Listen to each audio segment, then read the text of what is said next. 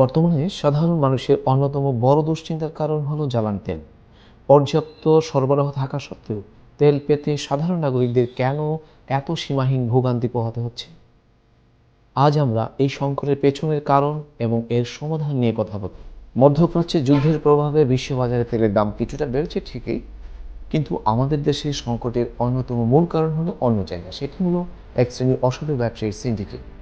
তারা অধিক মুনাফার আশায় তেল মজুত করে বাজারে কৃত্রিম সংকট তৈরি করছে, যার ফলশ্রুতিতে আমাদের কৃষি উৎপাদন ও জীবনযাত্রা ব্যাহত হচ্ছে।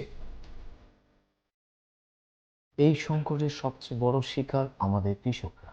বিশেষ করে বোরো চাষের মৌসুমে তেলের সংকট মানে খাদ্য নিরাপত্তার জন্য ঝুঁকি।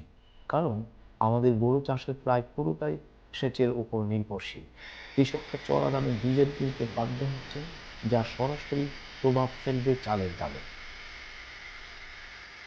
সরকার ইতিমধ্যে কঠোর পদক্ষেপ নেওয়া শুরু করেছে। বিভিন্ন জায়গায় নদী করা তেল জব্দ করা হচ্ছে এবং দোষীদের জেল জরিমানা করা হচ্ছে। পরিস্থিতি নিয়ন্ত্রণে ২১ ডিপোতে বিজিবি মোতায়েন করা হয়েছে। তবে শুধু জরিমানা নয়, এই অসাধু চক্রকে গোড়া থেকে নির্মূল করা এখন সময়ের দাবি।